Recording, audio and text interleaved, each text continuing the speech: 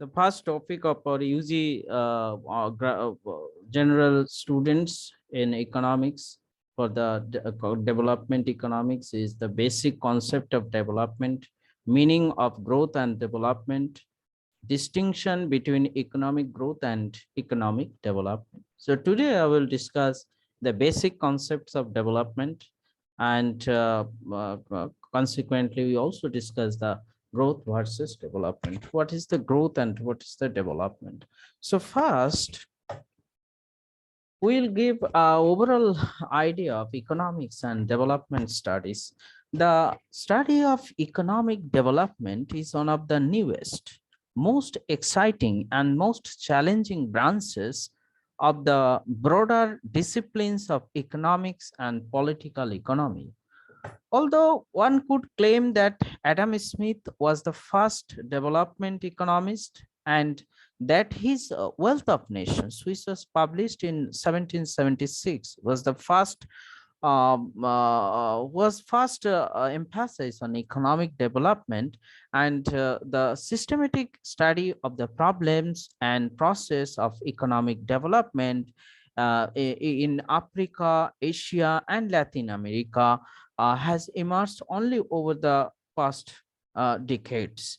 Yet there are some people who would still claim that development economics is not really a distinct branch of economics in the same sense as, say, macroeconomics, labor economics, public finance, or monetary economics. Rather, they would assert it is a simple and it is simple and basically an unaltered application of these traditional fields.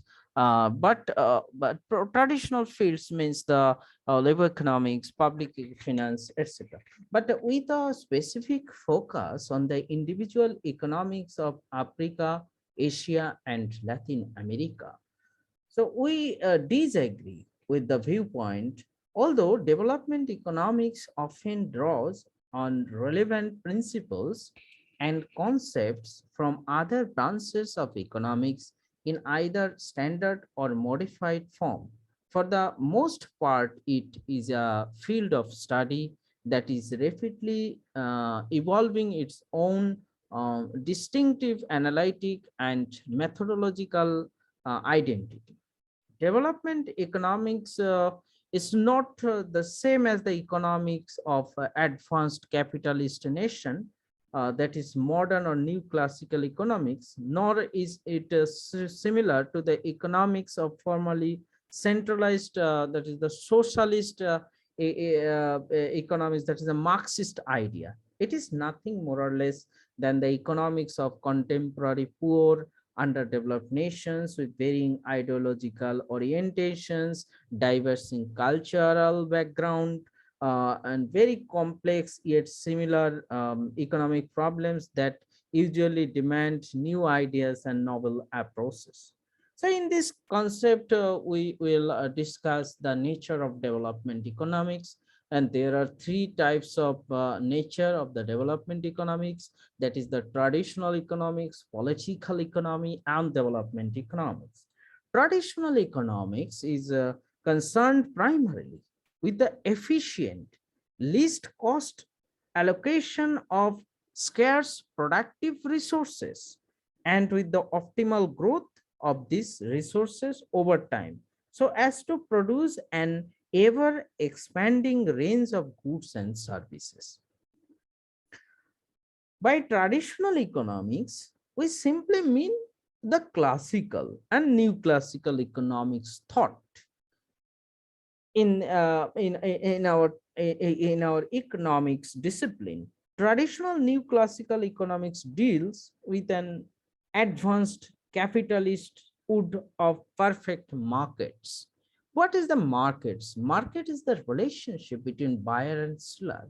This relationship is called market. We generally know the market is a place where buyer and seller gathers. Not, it is not market. In economics, market is the relation between the buyer and seller. Suppose a seller signals the price of a product is 25 rupees, but buyer also signals that I will purchase the commodity at a price is 20 rupees. Then seller says no, it will be if you want to buy this commodity, then you will pay 22 rupees. Then buyer also think that it's this signal is okay. Then both are comes into a equilibrium point, that is the 22 rupees. So this is the relationship, this is the relation, there is a relationship build up between buyer and seller, and this is called the market. So market is not a place where the people gathers, maybe a buyer or a seller. So in this the traditional economics basically is a profit maximizing profit maximizing idea, basically individualistic self-interested orientation toward economic decision making. That is, I will maximize the self-interest means that suppose I am a buyer, I will maximize my interest, that is the self-interest, and the seller will maximize their self-interest. So when both self-interest is maximizes and comes to the comes to a point, that will be the equilibrium, and that will be the traditional economics. Okay, so there is a concept is the political economy. Political economy that is goes beyond the traditional economics to study, among other things, the social and institutional process through which certain groups of economic and political elites influence the allocation of scarce productive resources now and in the future, either exclusively for their own benefit or for that of the larger population as well. So political economy is therefore concerned with the relationship between politics and economics, with a special emphasis on the role of power in economic decision making. So political economy, we have to, this is a nature of the development economics, that is a very important nature of the development economics, the political economy. Political economy basically I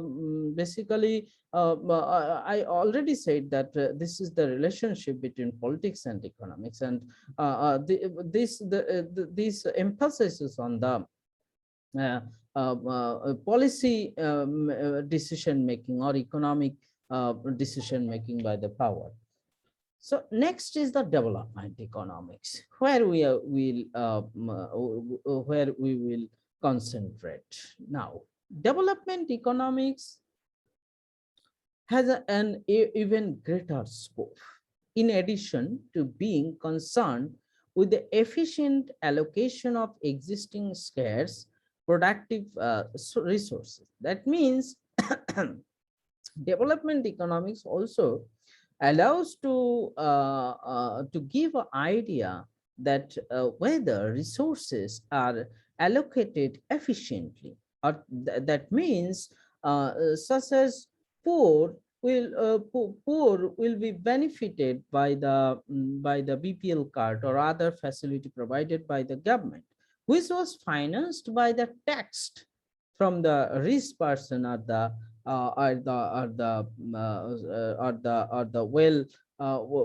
well economic strength person. So in this context, in this context, in development economics, we see there is a balanced resource allocation is a matter in development economics. So productive resource with this sustained growth over time, it must also deal with the economic, social, political, institutional mechanism, both public and private, necessary to bring about rapid and large-scale improvements in levels of livings for the masses of poverty-stricken, malnourished, and illiterate people of Africa, Asia, and Latin America.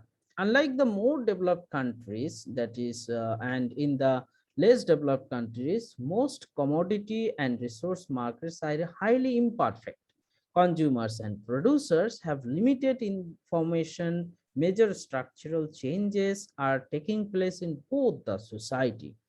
So and the economy, the potential for multiple equilibria rather than a single equilibrium are common, and these equilibrium situation often prevail. So in many cases, economic calculations are dominated by political and social priorities, such as building a new nation, replacing foreign advisors with local decision makers. So many of them. So thus development economics to a greater extent than traditional new classical economics or even political economy must be concerned with the economic, culture, political requirements for affecting rapid structural and institutional transformation of entire societies in a manner that will most efficiently bring the fruits of economic progress to the broadest segments of their population. So in this connection, we find that the economic development not only related with the continuous increase in the GDP, that is the gross domestic product, but it also connected with the other social parameters that helps economic growth, such as education, illiterates, that is literacy or illiteracy, and and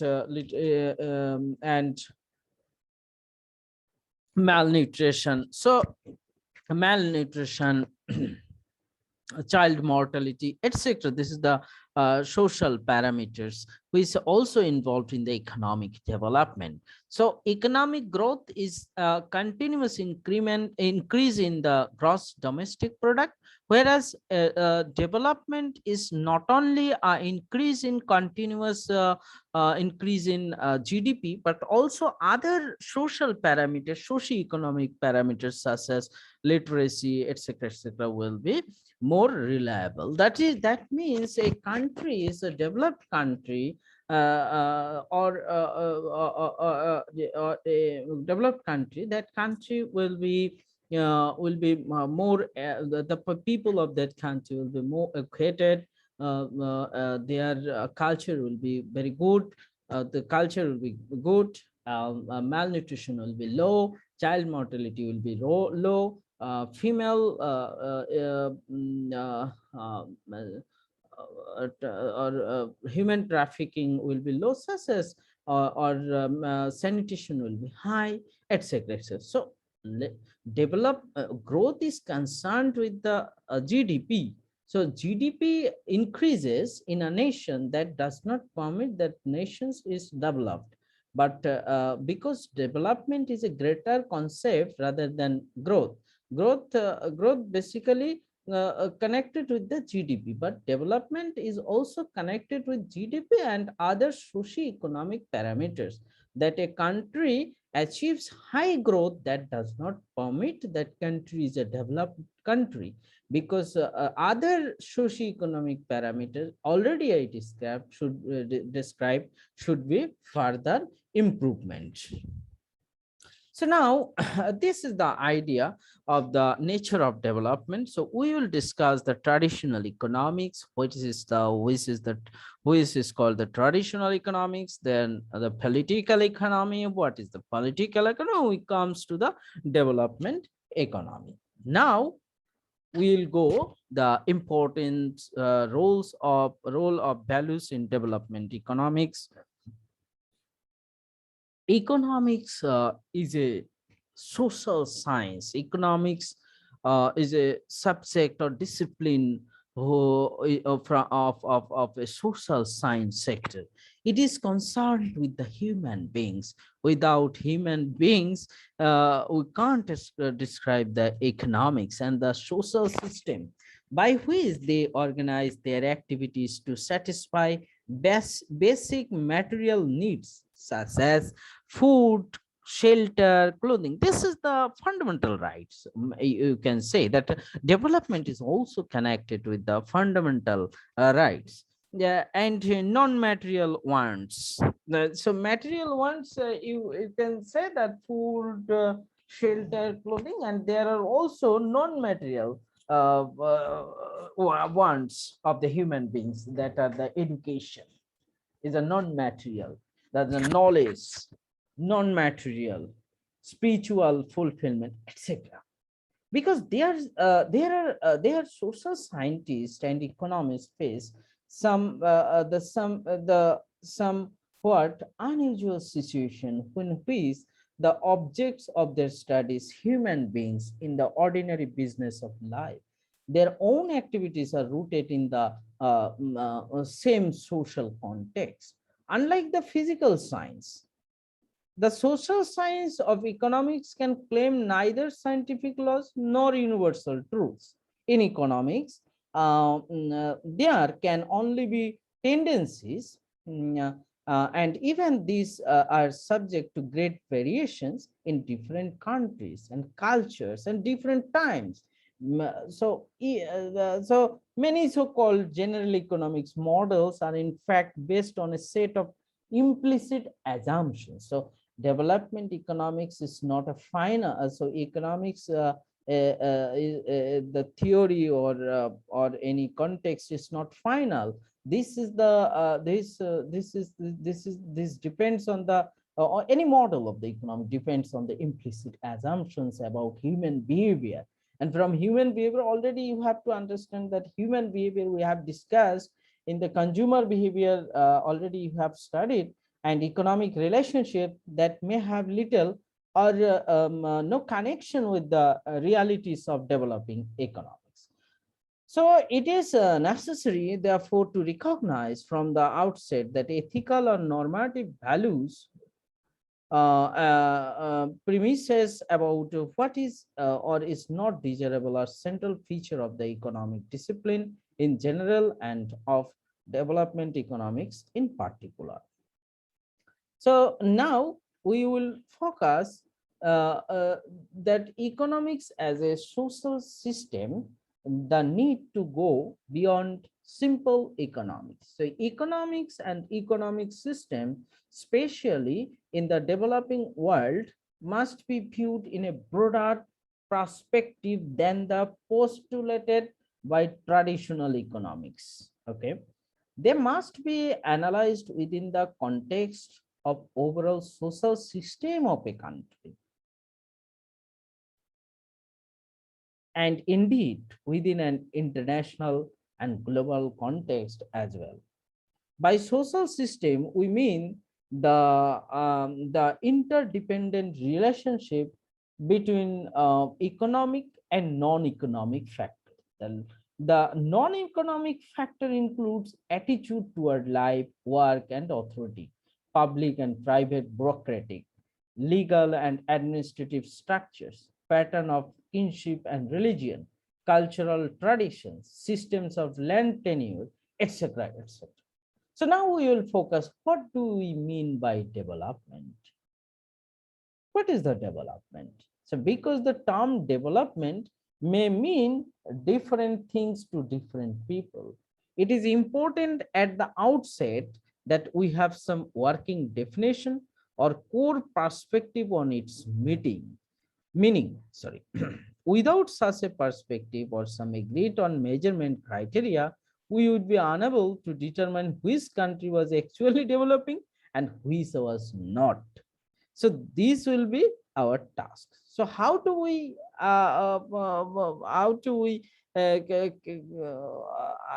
understand the meaning of development? There are three types. One is the traditional economic measure, other is the new economic view of development, and there is the C is the change capabilities approach. We will discuss it very in a simple way, in a very small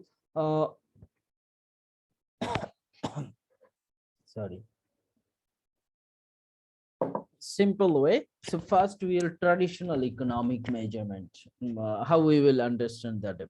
In a strictly economic terms, development has traditional meant the capacity of a national economy, whose initial economic condition has been more or less static for a long time, to generate and sustain an annual increase in its gross national product or gross domestic product, at suppose at rate to perhaps in 2008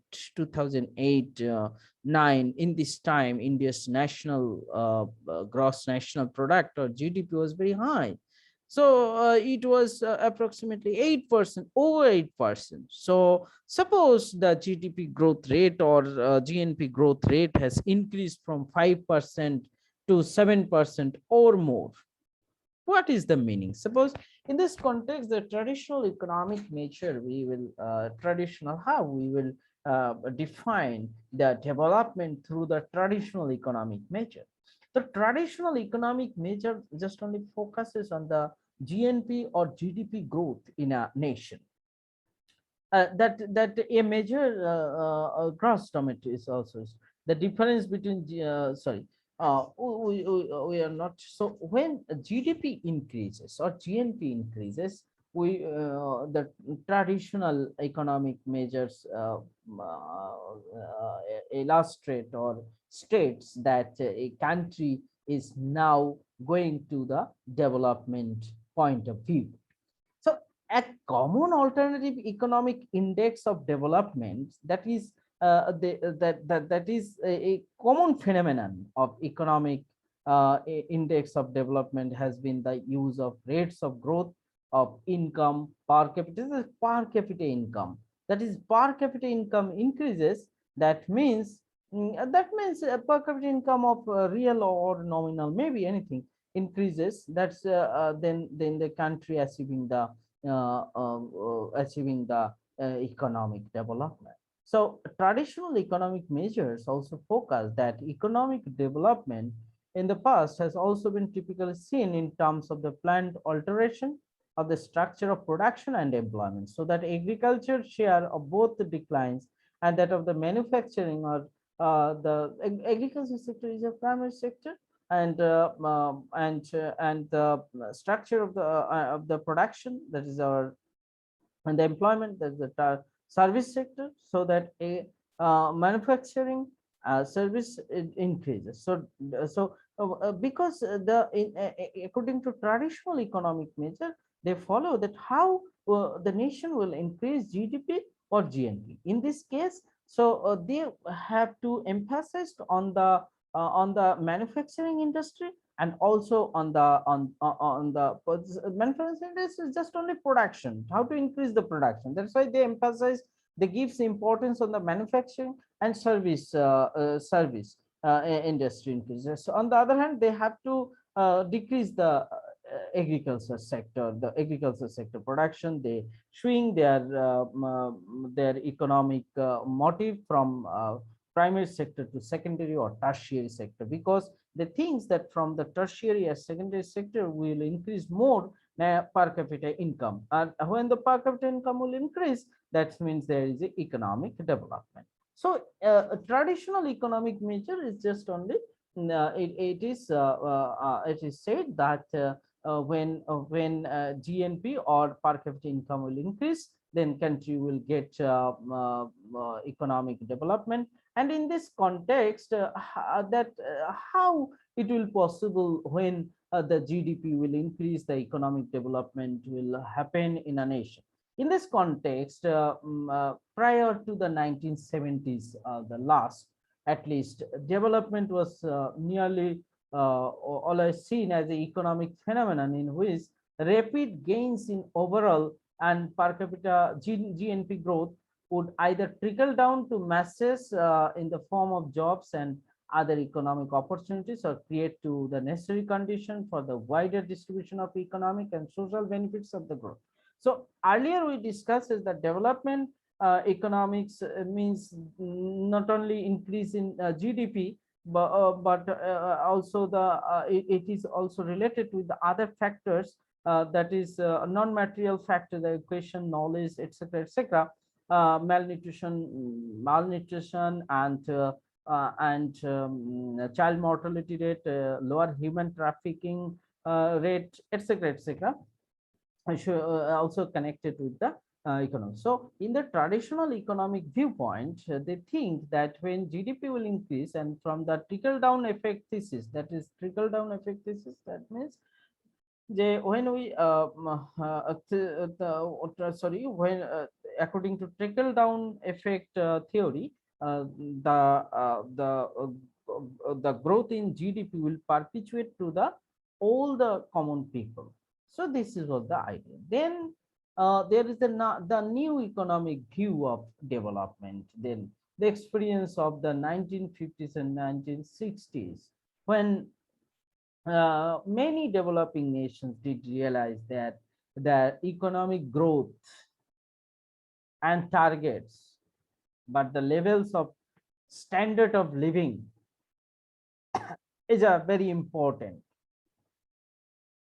That the things, that new economic view of development, some of the in the 1950s and 1960s, some of the nations achieves good economic growth, but but but they focuses on the standard of living of the people, mass people, that they see that the economic growth or GDP growth increases in the nation, but the people, large proportion of the total population of that nation lies under BPL, below poverty level, or below poverty level. Their standard of the standard of living of these peoples is very lower quality. So at this time, the nations think that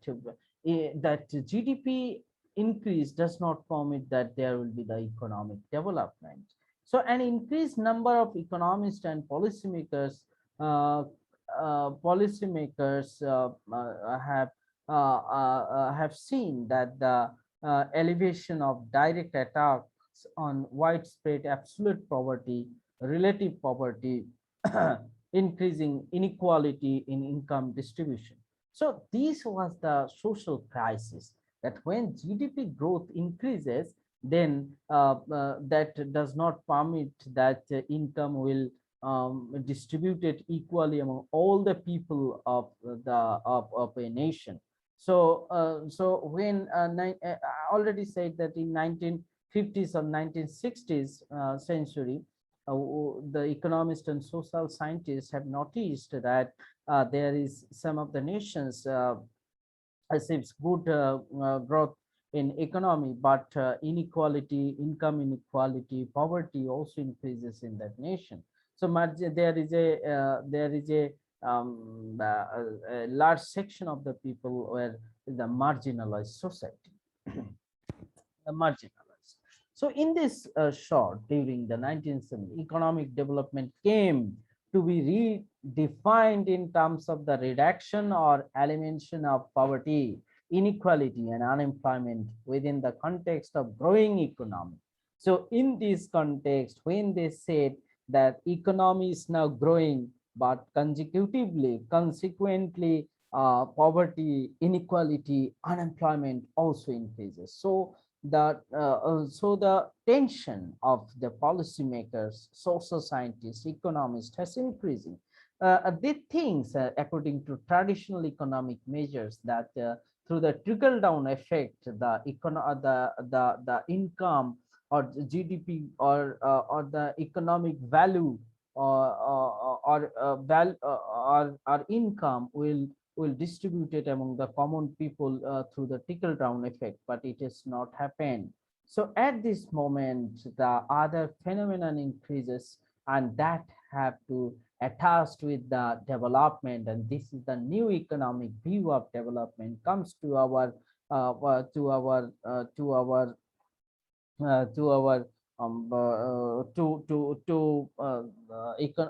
to the notice of the economy economist. So they focuses that economic development just economic development is not just interpreted through the increase in the GDP, but it is also connected with the other parameters. The nations or the policymakers should focus on the income inequality, focus on the poverty, other social parameters, social indicators. So at this time, in the development economics, such ideas such as poverty, such as income inequality, attached in 1970s. But why? So they in India also. In India also, we should focus that there are a number of people whose earnings is below the poverty level in rural areas, especially in also urban slum area. So the growth increases, but slums, the people who living in the slums area, rural area, their income is not increased. So at this point of time, the India government of India has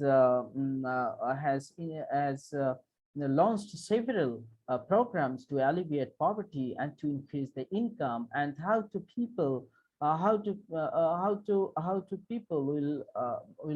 how the income of the poor people will go up from the poverty line.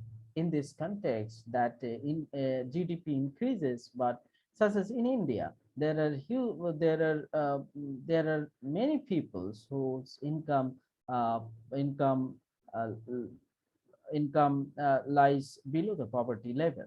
So this is the therefore, development economics is connected with a new idea, new social phenomenon. So now, development must therefore be conceived of as a multi-dimensional process involving major changes in the social structure, that is population attitude and national institutions, as well as the acceleration of the economic growth.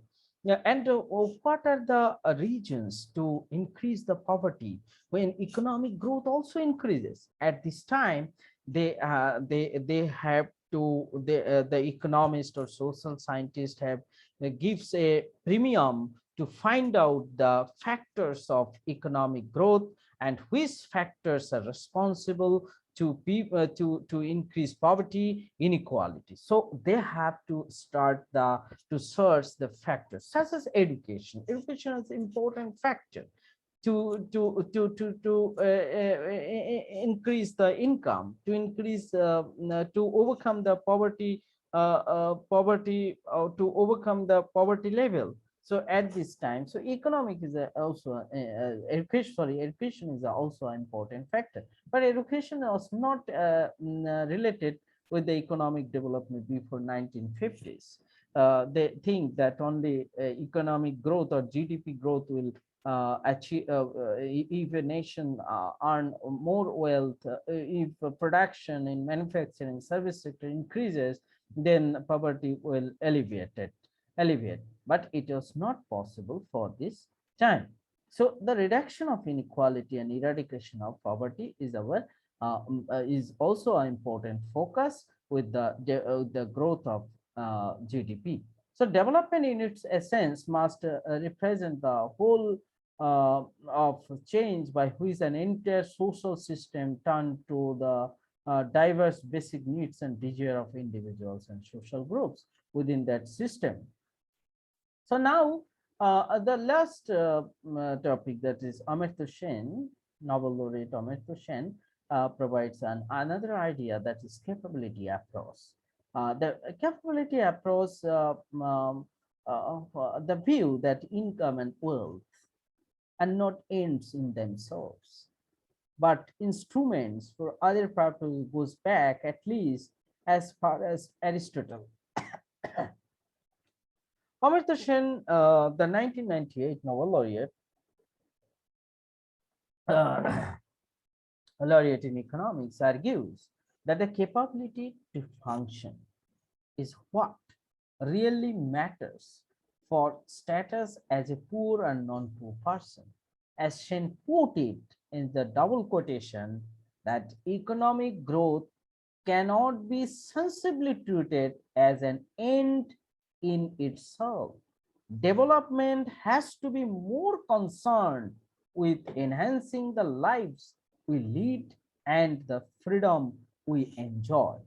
So it is clear that growth, economic growth or GDP growth cannot be sensibly treated as an end itself.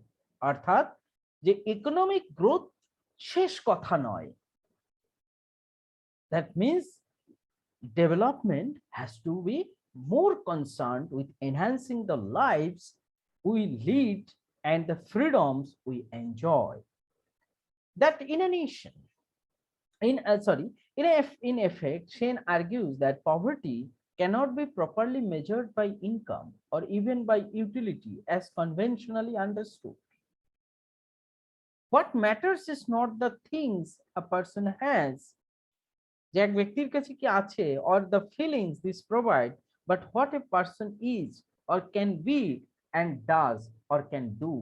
What matters for well-being is just not the characteristics of commodities consumed as in the utility approach, but what use the consumer can does or make of commodities. For example, a book is of little value to an illiterate person. So the illiterate person, education is luxury for a illiterate or poor person. Okay, so a value of a book. Suppose you have a important economics books you have given to a illiterate person, but the book's price is $5,000. Now you have given these books to a illiterate person. What is the value of these books to a illiterate person? Nothing. Or as Shane noted, a person with parasitic disease will be less able to extract nourishment from a given quantity of food than with someone without parasites. Shane's approach is valid for more developed countries as well. So, for example, most of things one could do with the personal computer one buys and are never understood or even know, let alone ever used by anyone other than specialists. Of course, sometimes people want more features just in case they might want to use them. But if we exclude items of this kind, a computer with unused characteristics is no better than one without these characteristics. So, we have to understand that the Shane's capability approach, that that traditional economic measure is a first idea of the growth of GDP. Then the new economic viewpoint that growth does not means the development. Growth increases, but income inequality also increases, poverty increases. So this is not the this nation is not the developed. And then Shane's also provides a new idea, that is the capabilities approach. Shane's then define capabilities. Shane's clearly defines the capability as the freedom that a person has in terms of the choice of functioning, that is choice from a function of material or non-material matters given his personal features, conversion of characteristics into functioning, and his command over commodities, just in the basic microeconomics. So so this is the idea of development, how evolved the development. Now we have to try to understand the core values of development. Development, there are 4 core value of the development.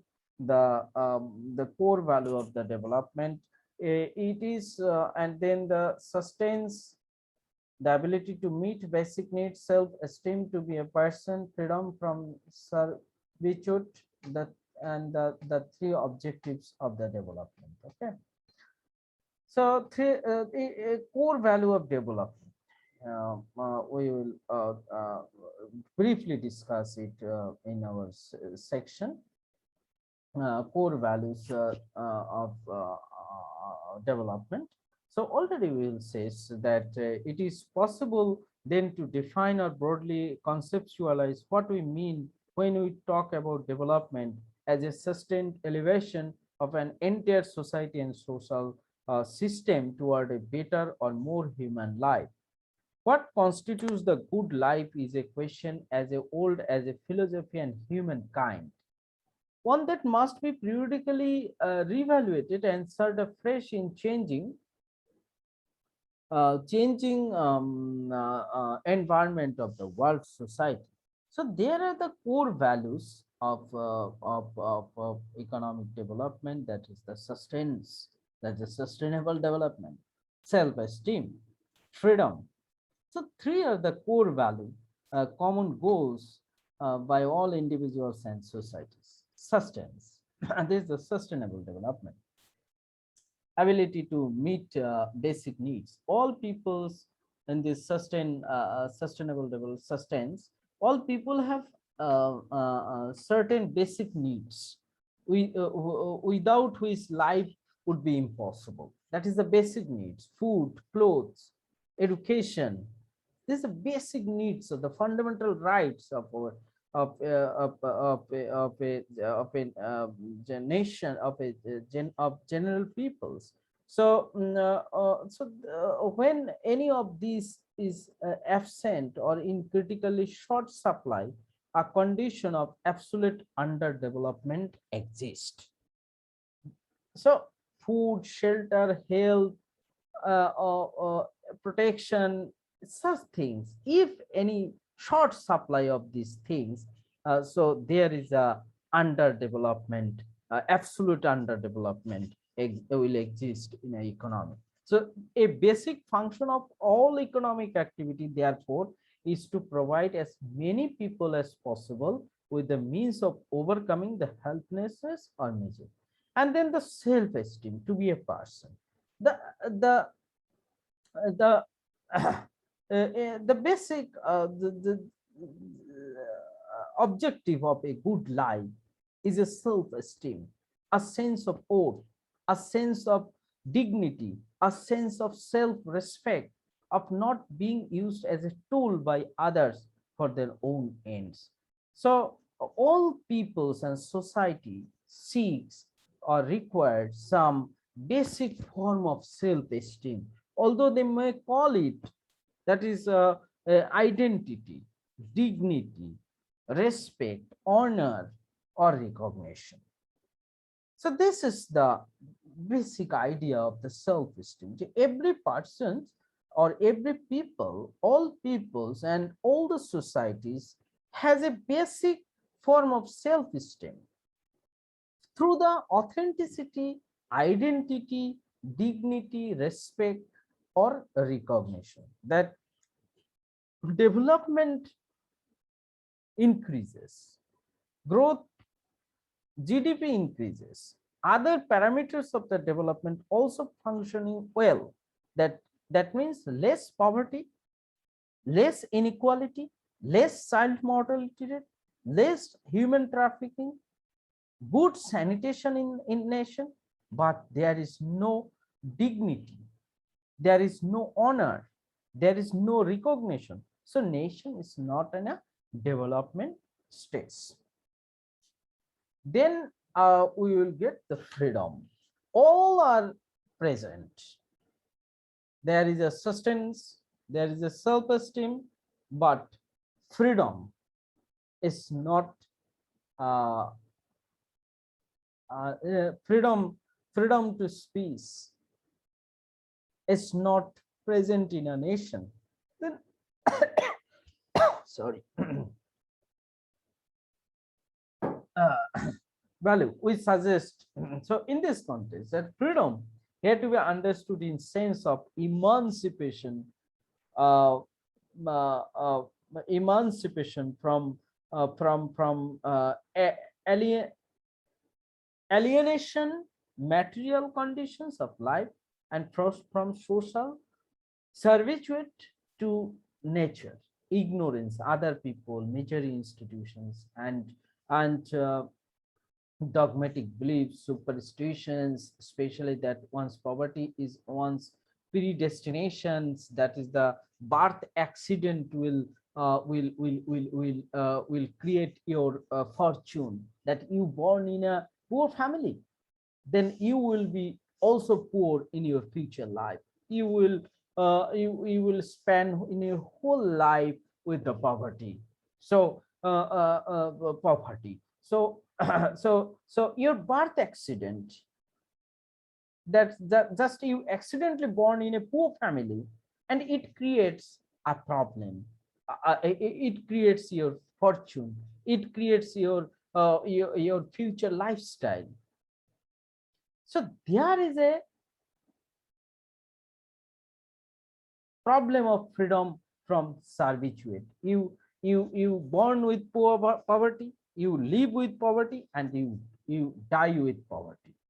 So freedom involves an unexpand range of choices of society and their members, together with a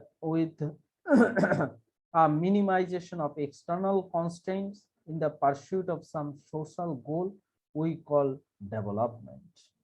So the three objectives of the development, we may conclude that there is a three objectives of the development economics or development. First, to increase the availability and widen the distribution of basic life sustaining goods such as food, shelter, health, and protection.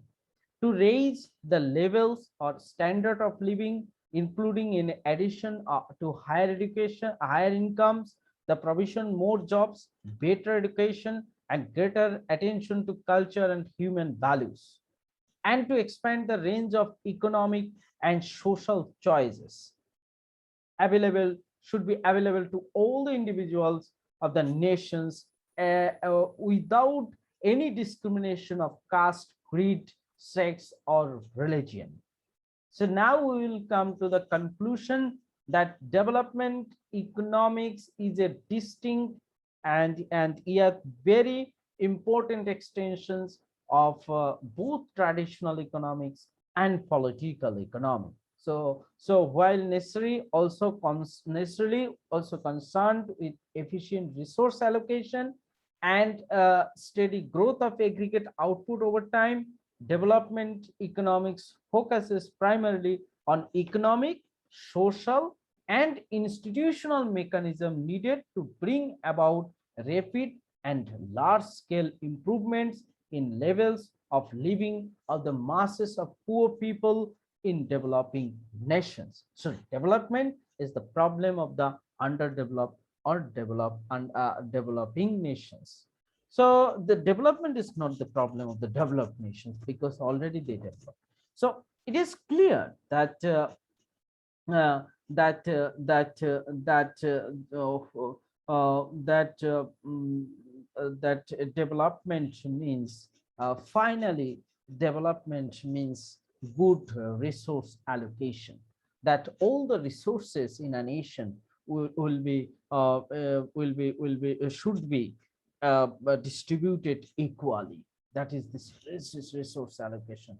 That such example, that you living in a village where three people have motorcycle or well house, or they have well well well well economic uh, situation in his or her household, but others households have suffering from poverty. So this is not the resource allocation. Resource allocation is also a part of development economics. Resource will be distributed. Resource means that means income, other education, human education, other health parameters, that the health service, all will be allocated efficiently, so that all the peoples can benefit it equally. Then, and another important matter is the steady growth of aggregate output over time. That is, the GDP growth will be the GDP growth will be over time will be steady. That such in a year of 2019 it will be 3%, 2017 2020 it will be 10%. Not, it is not good. The GDP growth rate, that suppose in 2018 it was 8%, in 2019 it should be 8.3% or 8.5%, and 2020 it will be supposed is the 8.5%. So this is called the steady growth of the GDP. So a resource allocation and GDP growth both are very important part of the development economics. So development economics basically focuses on economic, social, and institutional mechanism. Economic and social. That economic is the GDP growth. Social is the distribution, and institutional mechanism is the function of the government. So government will function such as all people can benefit it equally by the resource allocation. So and this chemistry, this mechanisms is required to bring about rapid and large scale improvements in the levels of the poor people in any nation, such as in India. In India, there is a misallocation of the resources. The backward caste societies has a less resources than the forward caste society. Then in terms of the religion, we can see in the different survey reports, there is a misallocation of the resources, poor.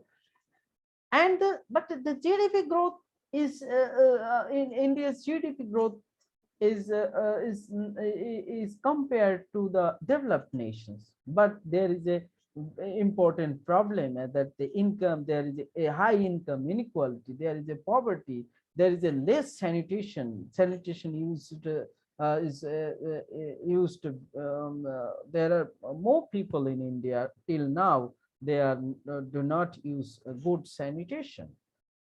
So that's why India is now still a developing nation. So in India, we should require the required to concentrate more on social and institutional mechanism, because economic growth rate is more or less in 2008, 2010, 9.